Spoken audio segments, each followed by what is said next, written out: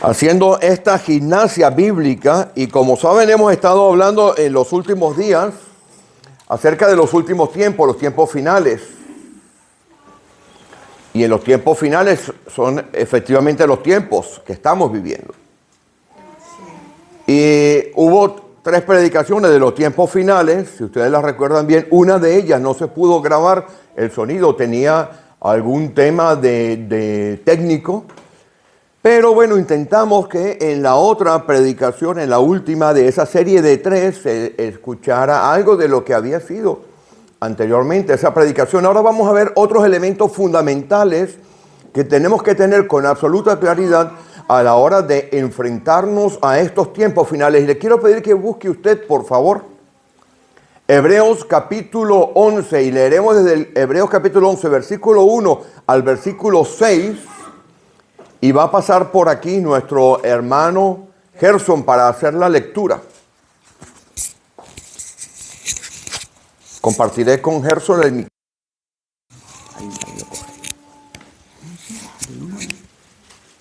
Del 11, del 1 al 6.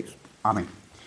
Dice así: ahora bien, la fe es la firmeza, es la firme seguridad de las realidades que se esperan, la prueba convincente de lo que no se ve, porque por ella alcanzaron buen testimonio los antiguos. Por la fe entendemos que el universo fue enteramente organizado por la palabra de Dios, de modo que lo que se ve fue hecho de cosas no visibles. Por la fe Abel ofreció a Dios más excelente sacrificio que Caín, por lo cual alcanzó testimonio de que era justo, dando Dios testimonio sobre sus ofrendas, y muerto aún habla por ella. Por la fe Enoc fue trasladado para no ver muerte, y fue hallado porque lo trasladó Dios, y antes que fuese trasladado tuvo testimonio de haber agradado a Dios. Y sin fe es imposible agradar a Dios, porque es necesario que el que se acerca a Dios crea que la hay, y que es galardonador de los que le buscan. Amén. Amén. Muchas gracias, mi hermano. Amén. Vamos a orar un minuto para esto. Bendito Dios, te damos las gracias por la oportunidad de reflexionar de tus cosas, Señor. Abre nuestros oídos, nuestros corazones, y permite, Dios, que la palabra que hoy pensemos, hablemos y digamos, Señor, sea la palabra que únicamente engrandezca el reino de Cristo, exalte su nombre y proclame las verdades eternas del Evangelio. Y pedimos, Señor, que las meditaciones de nuestros corazones y los dichos de nuestras bocas siempre sean agradables a ti. En el nombre de Jesús, amén. Pueden tomar asiento los hermanos. Yo creo que una de las labores más complicadas que tenemos es la predicación, la enseñanza. Y esta mañana nuestro hermano Gerson, cuando estaba dando la clase aquí, en su oración decía algo muy interesante, que me daba a mí pistas de que hoy efectivamente teníamos que hablar acerca de la fe. Él decía: Señor, te damos las gracias, palabras más, palabras menos. Te damos las gracias porque estamos aquí a pesar de las dificultades. ¿Recuerdan esa oración los que estuvieron temprano hoy por la mañana? Y esta epístola a los Hebreos, y esta porción en específico que nosotros vamos a hablar hoy, es una porción que va dedicada a un grupo de personas que posiblemente sean muy parecidas a nosotros. Para dar un poquitín de contexto histórico, esto es en realidad un sermón. La epístola a los Hebreos es en realidad un sermón. Posiblemente no fue escrita por Pablo, porque quien escribe esta carta, primera opción Apolo, segunda opción Bernabé, dice que ellos recibieron la información que está en esta epístola, en esta carta, en este sermón, de parte de personas que ya habían visto al Señor. El caso de Pablo es diferente, por ende no podía estar aquí. Pero esta carta va dirigida a un grupo de personas que estaban dispersas. Y se cree que esto posiblemente fue escrito antes del año 70. Habiendo dicho esto, los destinatarios fundamentales de esta carta son personas que pueden estar sintiendo lo que algunas veces sentimos a lo largo de la vida. Yo digo que ser cristiano es como conducir un coche. ¿En qué sentido? Mientras más tiempo está conduciendo usted un coche, peor lo hace. Oído. Porque usted se fía más de lo que sabe. Cuando usted acaba de sacar su carnet de conducir, su licencia de manejar, hay una particularidad interesante. Y es que usted le presta atención al stop. Mira las señales que están abajo, mira las señales que están arriba, mira para arriba, mira si en el paso de peatón hay un abuelo de esos que siempre viene con el tacataca y lo desespera a usted. ¿Nunca le ha pasado? Que está usted allí y viene el abuelo y cambia rojo, cambia amarillo, cambia verde, cambia rojo y el abuelo está todavía ahí en la mitad. Y usted desesperado. Usted, cuando está recién sacado el carnet de conducir, respeta los límites de velocidad. Pero a medida que usted va pasando tiempo detrás del volante, va saliendo su otro yo. Entonces ya no son 120, 140. Ya sé dónde están los radares. Ya nos saltamos todas las señales que podemos saltarnos porque nos fiamos de que sabemos hacerlo bien. Igual pasa en la vida cristiana. A pesar de los años que uno va teniendo, uno se queda estancado muchas veces porque echa hacia atrás en la vida cristiana y empieza a tener sentimientos como los siguientes. Señor, no avanzo. Señor, esta vida que llevo es en realidad la vida cristiana que yo tengo que vivir. Señor, parece que todo estuviese conspirando. Mira cómo van las cosas. ¿Dónde estás tú, Dios? Y esta carta va a este grupo de personas que estaban pensando en lo que nosotros llamamos tirar la toalla. Vaya conmigo, por favor, allí mismo en Hebreos, en el versículo 35. Dice así la Escritura, Hebreos 10:35. Vamos a buscar Hebreos 10:35 y dice: no perdáis, pues, vuestra confianza que tiene grande galardón. Estos que estaban recibiendo esta carta, este sermón, habían pasado canutas. Habían estado pensando que para qué tanto sufrimiento. Habían estado pensando que para qué tenían que separarse de la religión que estaban viviendo durante muchos años, que para qué tenían que separarse y adoptar costumbres nuevas si eso les causaba problemas en diferentes aspectos de su vida. Y estaban a punto de tirar la toalla. Y quien escribe esta carta les manda un mensaje absolutamente claro. Vayan conmigo a ese versículo 35 porque vamos a desempaquetar lo que hay allí. Les dice, no pierdan. Tienes algo que tienes en la mano que es posible que lo dejes de lado. Por tu desesperación, porque no estás haciendo las cosas que tienes que hacer, por tu falta de paciencia, por tu falta de perseverancia. Y esa, no perdáis pues vuestra confianza, que tiene grande galardón. Si tú aguantas un poco más, si resistes un poco más, si das un paso más, vas a tener un premio. Pero aquí hay una palabra que le pasamos por encima. La palabra confianza. Esta palabra confianza aquí, y estamos hablando de la fe, estamos hablando de qué cosas necesitamos para enfrentar lo que viene, porque estamos en los tiempos finales. Si no, mire usted cómo está de encendido el mundo. O mire usted cómo los cristianos estamos sufriendo síndrome de Estocolmo. ¿Sabe lo que es síndrome de Estocolmo? Sí, sí. Organizar un desmadre amontonado, sin límites, en el cual la basura entra por la puerta y sale por la ventana. Síndrome de Estocolmo es cuando usted se identifica con el que le ha secuestrado. ¿Me he equivocado? Sí, se ha equivocado, pero no se preocupe. Yo pensaba que era... No se preocupe. El síndrome de Estocolmo es cuando usted es secuestrado por alguien y después de que usted es secuestrado por alguien, usted termina a favor de quien le secuestra.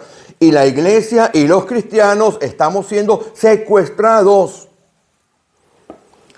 Y estamos teniendo síndrome de Estocolmo con el mundo. No, Felipe, era el síndrome de Diógenes. Diógenes, ese es otro, sí. Lo que yo decía. Sí, pero ese es otro. Disculpa. No se preocupe. Entonces, el síndrome de Estocolmo de la iglesia cristiana, ¿cuál es? Bueno, que nos estamos acomodando al mundo. Nos da miedo decir las cosas como tenemos que decirlas, hablar en los foros que tenemos que hablar, porque nos da repelús algunas veces que nos vayan a pasar por encima o que de nuestros trabajos nos vayan a echar o que nos vayan a tomar por locos. Y muchísimas veces sucede que usted se acomoda, adopta el lenguaje y el pensamiento de la sociedad de manera tal que ese síndrome de Estocolmo no le perturbe a usted. Y estos hombres y mujeres que estaban recibiendo este sermón, esta epístola, estaban experimentando síndrome de Estocolmo y querían echar para atrás. ¿Cuántas veces nosotros no nos conseguimos que estamos haciendo cositas, actuando, pensando, hablando y dejándonos llevar por el resto de las personas y se cumple aquel viejo proverbio castizo, el que anda con lobos, a aullar aprende? Y esta parte que dice aquí, confianza, es una palabra que en el griego no es fe, es algo diferente, pero que tiene que ver. Significa una confianza absoluta para decirle a alguien lo que usted necesita y lo que usted piensa. Un ejemplo de este tipo de confianza absoluta es cuando, a ver, ¿cuántos casados hay aquí? Levanten la mano. Vale. Hombres, esto va para los hombres que lo van a entender. Cuando viene su esposa y le dice, mi amor, ¿qué tal me queda este vestido? La cabeza dando vuelta y... La parresia, que es esta palabra, significa que usted puede decirle a su esposa, mi amor, punto suspensivo. Lo que les quiero transmitir es que cuando hay, yo le puedo decir a mi esposo, mi amor, ese vestido no te va. Pero cuando no hay confianza, mi amor, no, ese vestido te lo vi la semana pasada. O hay una hermana en la iglesia que tiene uno igual, no lo lleves. Pero la palabra parresia aquí significa, la palabra confianza, que uno tiene la capacidad de ir al trono de la gracia, donde obtendremos el socorro oportuno y poder abrirnos delante de Dios. Porque cuando nosotros nos abrimos delante de Dios y le decimos, ¿sabes qué, Señor? No aguanto. ¿Sabes qué, Señor? No puedo más. ¿Sabes qué, Señor? Me siento engañado, me siento frustrado, me siento estafado. Señor, ayúdame en mi debilidad. Esa es la palabra que está allí. Pero vamos a leer ahora el versículo entendiendo esa palabra. Dice, no pierdas, lo voy a parafrasear, pues vuestra capacidad de hablar con claridad delante de Dios, entrando al trono de la gracia para exponer lo que tú necesitas, cómo te sientes y lo que te hace falta y qué cosas hay que quitar en tu vida para cambiar. Porque eso tiene, ¿sabes qué galardón? Premio. Esto nos obliga a redimensionar completamente el concepto de fe. Porque mire, si seguimos leyendo aquí, y vamos a seguir leyendo, vamos hasta el versículo 1 del capítulo 11, que todos lo sabemos de memoria, usted lo pregunta, esto es como el Salmo 23, ¿quién no se sabe el Salmo 23? Todos lo sabemos. Jehová es mi pastor, nada me faltará. Pero del dicho al hecho hay mucho trecho. Y este versículo 1 del capítulo 11, esto es la repera, esto es la madre del cordero. Vamos a desempaquetar también lo que hay aquí. Porque usted sabe ya que usted tiene que tener un componente que se llama la confianza absoluta de ir delante de Dios y decirle cómo está usted, porque lo que viene requiere que usted no tenga ninguna cortapisa a la hora de decirle a Dios lo que... ¿Usted qué cree? ¿Que Dios no lo sabe? Entonces, ¿por qué está aquí? ¿Por qué está aquí? Entonces, si Dios lo sabe, ¿para qué lo puso aquí? Lo puso aquí porque es necesario para que nosotros podamos continuar adelante. Sin esto no avanzamos, sin esto queremos tirar la toalla, sin esto nos convertimos en zombies. ¿Sabes lo que es un zombie, no? Zombie espiritual. Venimos a la iglesia, calentamos silla, hacemos número, el pastor se emociona. La iglesia está creciendo. Pero a la hora del té, cuando el diablo nos aprieta un poquito, nos vamos. Vamos a desempaquetar ahora 11.1. Yo tengo aquí una chuletica de una de las acepciones que tiene esto en el griego.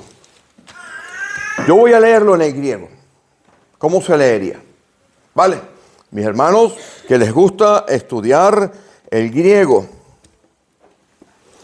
Porque resulta que la fe no es un sentimiento. La fe no es una emoción. La fe no es un pensamiento positivo. Tiene de pensamiento positivo, por supuesto, porque la fe nos lleva a pensar de una manera correcta. Correcta. En todo lo bueno, en todo lo santo, en todo lo puro, en todo lo que es de buen nombre, en esto pensar.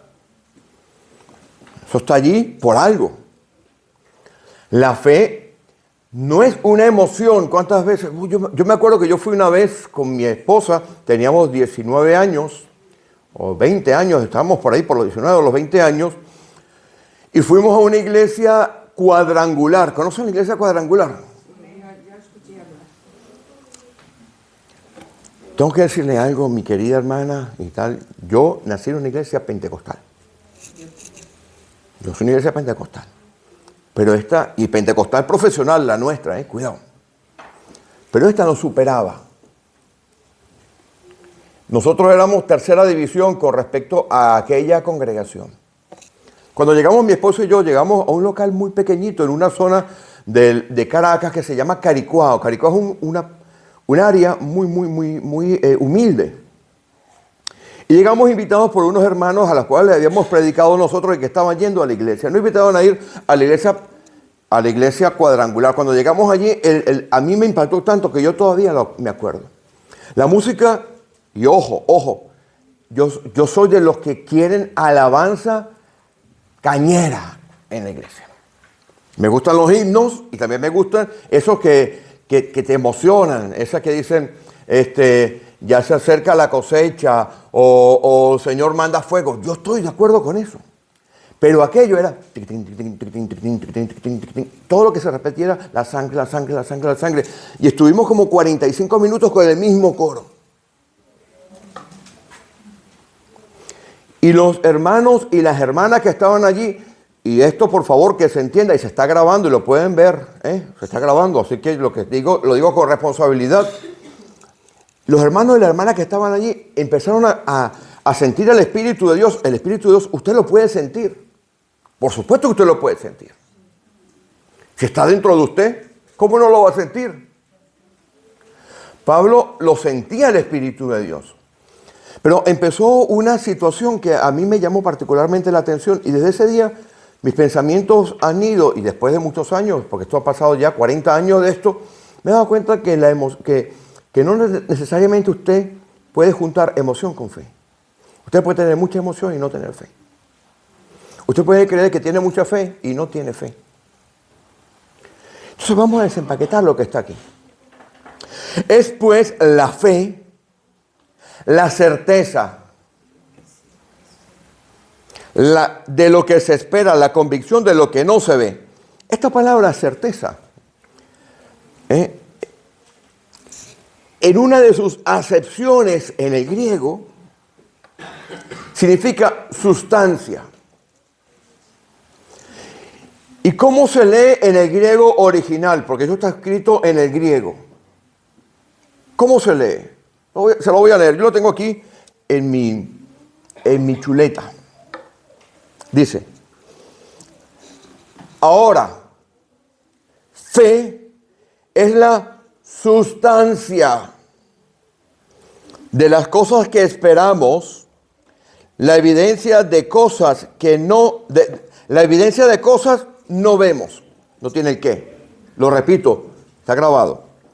Ahora, fe es la sustancia de las cosas que esperamos, la evidencia de cosas no vemos. La palabra sustancia aquí es importantísima que sepamos esto. Miren, lo voy a explicar con un ejemplo. En Venezuela, ese hermoso país que hay, limítrofe con la muy hermosa República de Colombia, hay un producto que se llama tapa amarilla. Tapa amarilla es lo que llaman aquí en España segundas y terceras marcas, es decir, la marca del supermercado. Usted va a comprar una cosa en Eroski y tiene la marca normal y la marca Eroski, ¿verdad? Marca blanca. Sí. La marca blanca la llaman aquí. Bueno, pues marca amarilla fue un tipo de producto que se sacó para sustituir a bajo precio todos los productos de alto precio. Usted iba a comprar una crema dental Colgate, costaba, vamos a decir, $4. Pero usted la compraba a tapa amarilla y le costaba 75 céntimos. Eso sí, al año usted iba al dentista. Tenía todos los dientes con problemas. ¿Qué pasa aquí? ¿Cuál era la diferencia? La diferencia era la sustancia, el principio activo, el poder, la fuerza, la capacidad, lo que estaba allí. Usted compraba Mistolín para limpiar el suelo y usted lo echaba y el suelo quedaba, mire, usted podía comer allí. Pero compraba producto tapa amarilla, quedaba igual, hasta más sucio quedaba. Pues esta sustancia nos está diciendo, y ahora vamos entendiendo, dice, fe es sustancia. Estoy desempaquetando. Apunte, o va aquí luego. Si su sustancia no es la correcta o es débil, el resultado no es bueno. Si su fe es tapa amarilla, el resultado no es bueno. ¿Por qué? Porque vamos ahora otra vez a la Biblia. Dice, es pues la fe, es decir, la fe es la certeza, la sustancia de lo que se espera. La calidad de su sustancia permite que usted pueda esperar,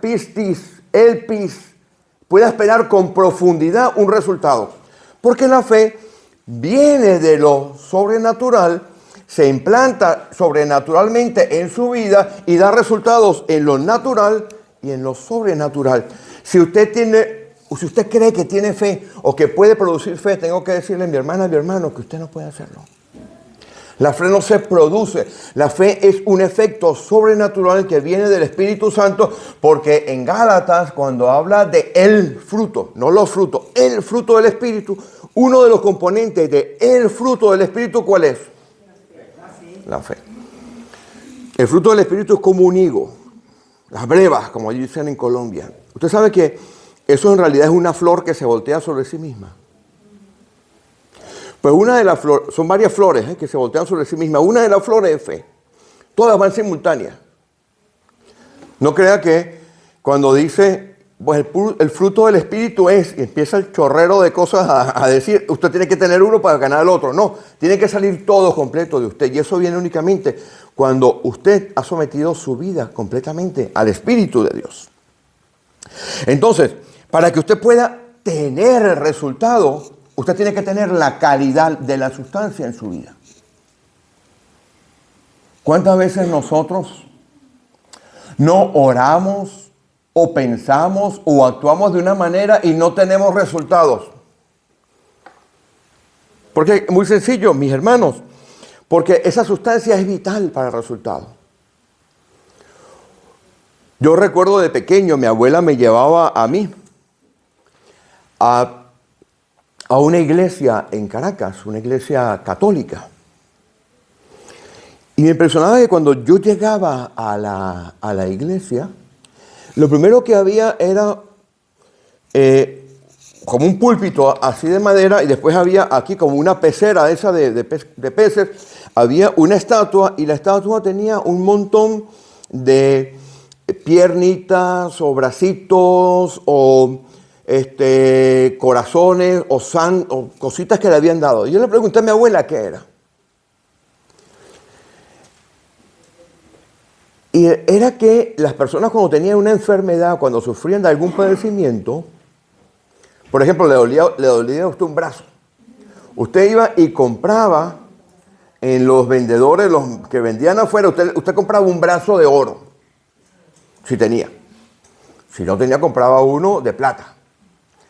Y se lo colgaba a la imagen, para ver si la imagen le hacía el milagro de sanarle el brazo. Bueno, seguro que habían amputados a montones. Por la razón de que usted estaba teniendo una sustancia que no era. ¿Se va entendiendo el resultado? Y esta sustancia es vital para nuestra vida. Porque esta sustancia va a definir un concepto importante. Primero, ¿sabe usted que viene de parte de Dios? Usted no la puede producir. No es emoción. No es emoción. Usted puede venir aquí y orar como ora el pastor, que parece que el pastor está muerto. Mira cómo ora. No grita. El pastor grita aquí solamente cuando está predicando. Cuando el pastor ora así, ¿no? Señor, te damos así, como hasta pronuncio las S, porque las S finales que nos comemos los venezolanos, trato de pronunciarlas. Y si usted se para allí y dice, este tipo no tiene fe. La fe que tengo viene de parte de Dios. Y la fe, en realidad, que tiene usted, la fe verdadera, la sustancia, tiene que venir de parte de Dios, si no es impostada. Voy terminando con esto. Vamos de nuevo a ese versículo 11. Versículo 1, capítulo 11. ¿Qué significa esto? Significa que cuando usted recibe la fe de parte de Dios, porque el Espíritu de Dios viene a su vida y se implanta, el resultado es terriblemente sencillo. Es que usted cree que Dios dice la verdad. No es que le crea a Dios. Hay una diferencia allí. La fe es cuando usted cree que lo que Dios dice es verdad. Porque muchas veces nos creemos mentiras nosotros. Esa gente que ponía aquellas cosas tenía una fe que no era la correcta, la sustancia no era la correcta. Y esto es fundamental porque el versículo 6, ¿qué nos dice el versículo 6 del capítulo 11? Pero sin fe es imposible agradar a Dios. Ojo, pero esta fe no tiene que ser intelectual. Alguien que busque Juan capítulo, vamos a buscar todo Juan capítulo 2.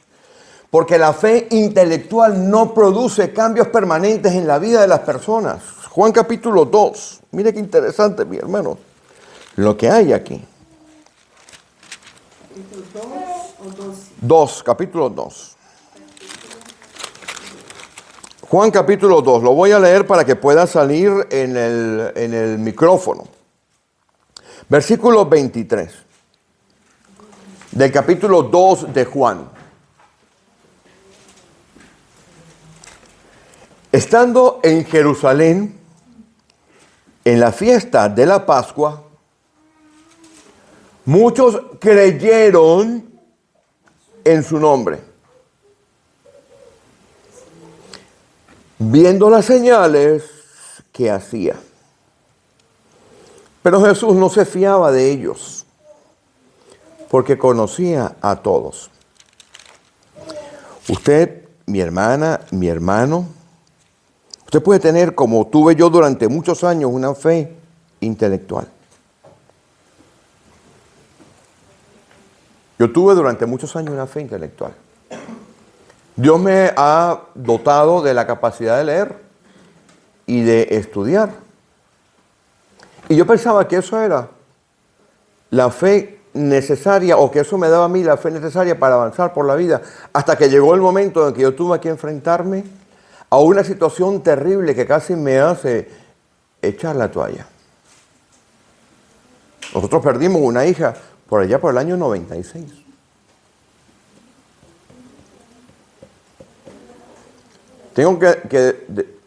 Y Patricia casi muere. Cuando finalizó la primera parte de ese proceso, yo quedé moral, mental y espiritualmente muy golpeado.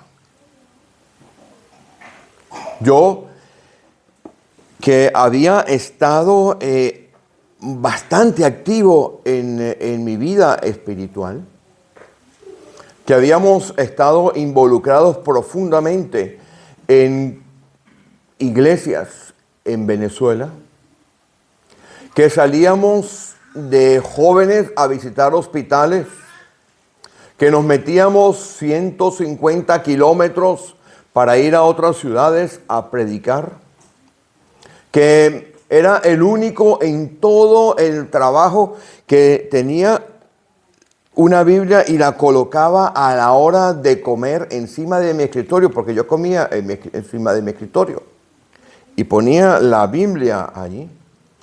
Que cargaba, en mi coche cargaba una cosita que se pegaba con un chupete, con un chupón al cristal trasero y decía, felicidades conocer a Jesús, o con versículos bíblicos, que me ponía en la cola del banco, porque allí en nuestros países todo es con cola, todo es con hacer largas filas, y le predicaba a quien estuviera allí. Yo me enfrenté a que tenía que buscar la verdadera fe.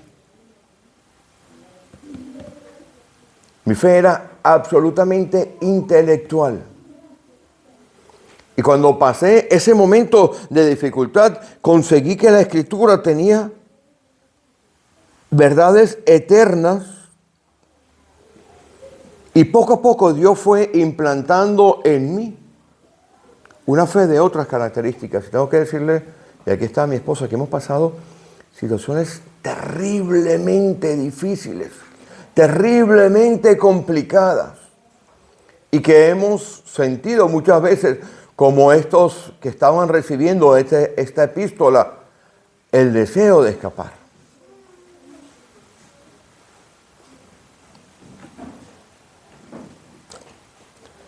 Vayan conmigo a Hebreos capítulo 10. Capítulo 10 de Hebreos.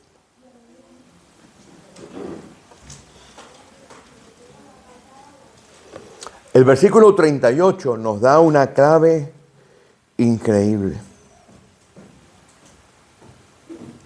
Cuando tenemos la verdadera fe implantada en nuestra vida, hay un cambio en nosotros, que en algunos es muy rápido, en otros es paulatino, pero nos permite vivir con profundidad esto que dice aquí. Mas el justo vivirá por fe, y si retrocediere no agradará a mi alma.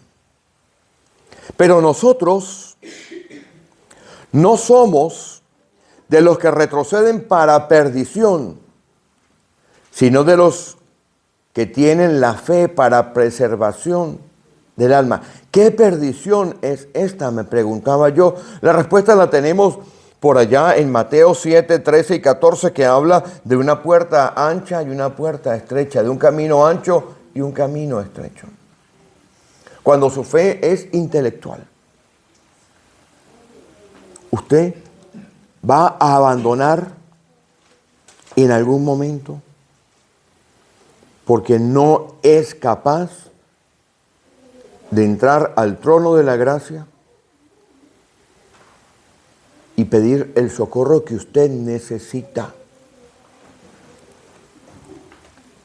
Hoy, mis hermanos que estamos aquí hoy, quiero que entiendan que para lo que nos vamos a nosotros a enfrentar, y ahora en el tiempo de oración, tenemos que pedir que Dios implante en nuestra vida No una fe intelectual, no una fe emocional, no una fe de sentimientos, porque si usted basa su fe en sentimientos, los sentimientos son cambiantes. Las emociones cambian. Hay días que uno viene a la iglesia arrastrando los pies. Yo el primero. Hay días que yo digo, voy a llamar a Gerson, a Carlos o a Gabriel. No podemos sacar la humanidad tampoco de Pablo. Pablo estaba cansado algunas veces. Su fe era golpeada. Pero cuando la fe viene de parte de Dios como la que tenía Pablo y como la que yo aspiro que cada uno de nosotros tengamos, resistiremos hasta el final. Pero nosotros no somos de los que retroceden para perdición. Estos estaban a punto de tirar la toalla. Y este hombre les dice, no vayan para atrás. No retrocedan. No importa las dificultades que estén viviendo, busquen la verdadera fe, porque esa verdadera fe preserva el alma. La verdadera fe preserva el alma. Termino con este versículo. Esto está en la primera epístola a los Corintios.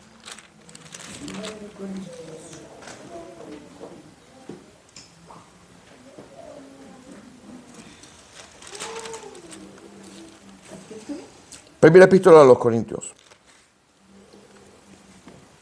Lo tienen, primera epístola a los Corintios en el capítulo 2. Usted, primera epístola a los Corintios, capítulo 2. En el versículo 16. Cuando la verdadera fe está implantada en nuestra vida. Cuando creemos que Dios dice la verdad. Esto significa que no es creerle a Dios. Una vez un jefe me prometió que me iba a subir el sueldo. Y yo le creí, sí, me pagaban antes en el piso 10, ahora me pagaban en el 11. Me subió el sueldo. Cuando yo creo que Dios dice la verdad y le creo a Dios en mi mente, hay un cambio fundamental.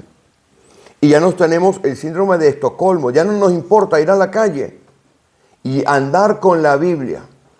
Usted sabe lo que a mí me llamaba la atención, hermanos, que llegaban a la hermanos hombres, que llegaban a la congregación con la Biblia dentro de una bolsa. Pastor, ¿usted es prejuiciado? Sí. ¿Usted sabe el orgullo que tiene que dar que nosotros lleguemos con nuestra Biblia, que andemos en la calle con nuestra Biblia y nos vean? No tenga que esconder la Biblia.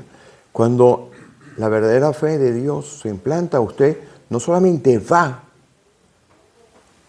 y tiene la confianza de decirle a Dios todo lo que le pasa a usted en su vida, sino que adicionalmente se implanta en usted la mente de Dios. Versículo 16 del capítulo 2 de la primera epístola a los Corintios. Dice así: nosotros tenemos la mente de Cristo. Esto significa que tomamos decisiones exactamente igual a como las tomaría el Señor, porque es la mente de Él la que opera en nuestra vida. Ahora que vamos a entrar a este tiempo de oración, yo le quiero pedir a mis hermanos que revisen su vida en diferentes puntos. Revisen si su fe ha sido heredada de su familia, porque le llevaban a la iglesia de pequeño, o porque resulta que alguien que es dominante en la dinámica de su familia se convirtió y le llevó a usted a la iglesia y usted está yendo allí porque se deja arrastrar por los demás. Revise si usted ha tenido un verdadero encuentro con el Cristo Salvador. Porque es diferente conocerlo de manera intelectual a conocerlo de manera espiritual. Tercera cosa que usted va a hacer, revise su vida. Vaya confiadamente al trono de la gracia, porque dice que cuando usted tiene parresia, cuando usted le puede decir a Dios todo, porque Él lo sabe todo, usted obtendrá el oportuno socorro, el cambio que usted necesita, la libertad que usted necesita, la provisión que usted necesita, se despejarán las dudas que usted pueda tener. Y si usted está de alguna manera siendo debilitado o debilitada por las circunstancias de la vida, por este desgaste constante de esta guerra espiritual que nos acecha, no importa donde estemos, nos acechan en el trabajo, nos acechan por el internet, nos acechan por la televisión. Esto es un desgaste constante. Si usted siente que está a punto de tirar la toalla, en este momento de oración, tenga la parresia. ¿Por qué? Porque la sustancia que usted necesita es la sustancia efectiva, porque si la sustancia es mala, los resultados en su vida van a ser malos y usted va a poder, si tiene la sustancia correcta, ver con sus ojos aquellas cosas que no se veían antes. Es pues la fe, la certeza de lo que se espera, la convicción absoluta de que usted va a ver con sus ojos lo que no se ve. Amén.